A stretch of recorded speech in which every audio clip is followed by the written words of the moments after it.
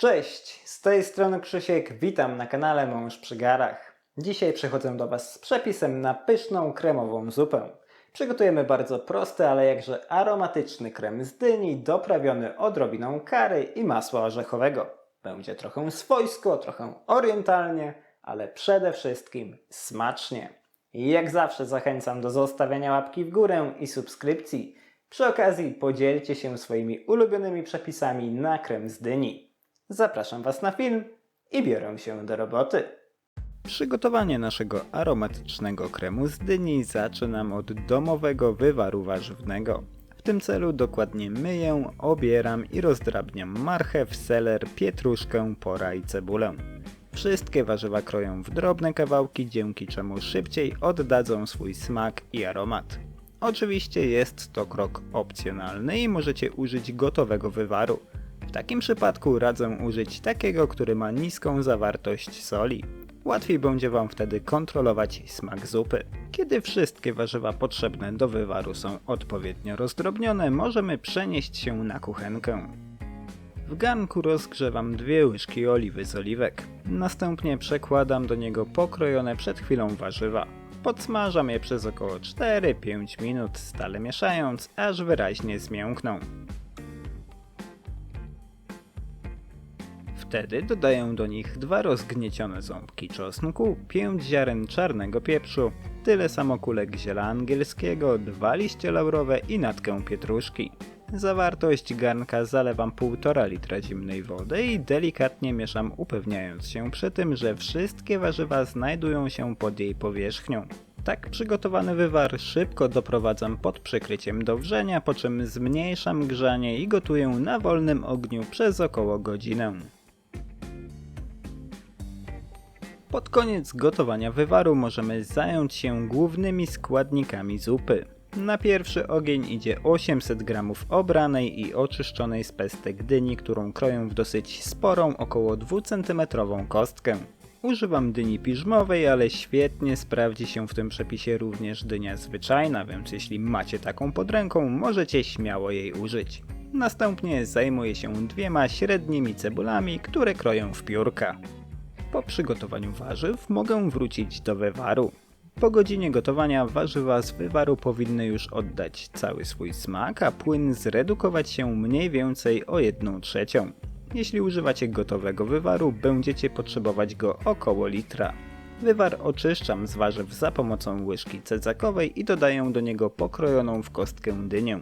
Zawartość garnka krótko mieszam i gotuję pod przykryciem przez kolejne kilka minut, aż dynia wyraźnie zmięknie.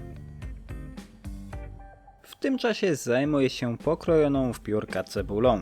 Na patelni rozgrzewam 2 łyżki masła klarowanego i dodaję cebulę. Podsmażam ją na średnio niskim ogniu do momentu, w którym się zeszkli i stanie półprzeźroczysta. Powinno to zająć około 5 minut.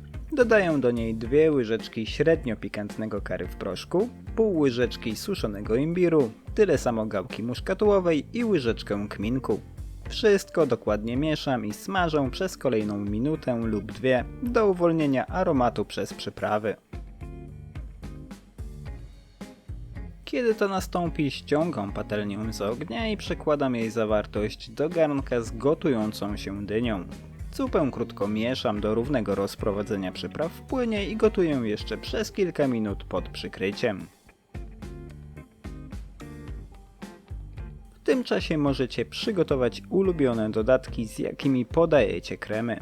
U mnie będą to proste, maślane grzanki z patelni. 3 kromki pieczywa kroję w około centymetrową kostkę. U mnie jest to pełnoziarniste pieczywo tostowe, ale wy użyjcie swojego ulubionego. Każdy rodzaj sprawdzi się dobrze. Z tak przygotowanym chlebem przenoszę się na kuchenkę, gdzie na patelni rozgrzewam 2 łyżki masła. Pieczywo wrzucam na rozgrzany tłuszcz i smażę je na średnim ogniu przez około 2-3 minuty, aż nabierze pięknego złotego koloru. Gotowe grzanki ściągam z ognia i przekładam do osobnego naczynia, żeby zatrzymać proces tostowania. Na tym etapie dynia powinna już być mięciutka. Można sprawdzić to w bardzo prosty sposób poprzez nabranie jednego kawałka na łyżkę i rozgniecenie go widelcem. Gotową zupę blenduję na gładki krem.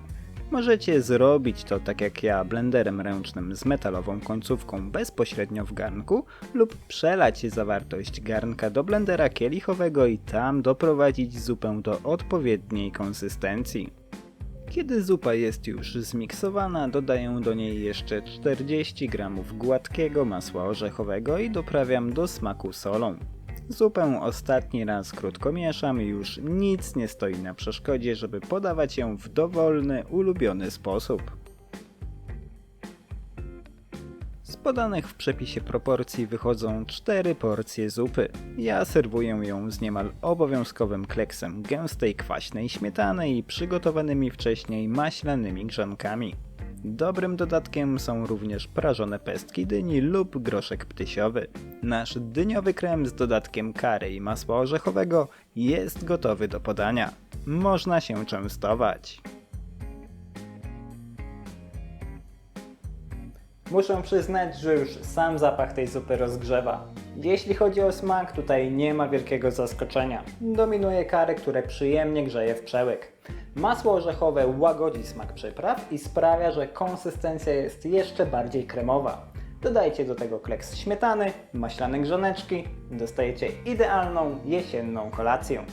Dajcie znać, czy przepis Wam się spodobał. Życzę Wam smacznego i do zobaczenia w kolejnym filmie. Cześć!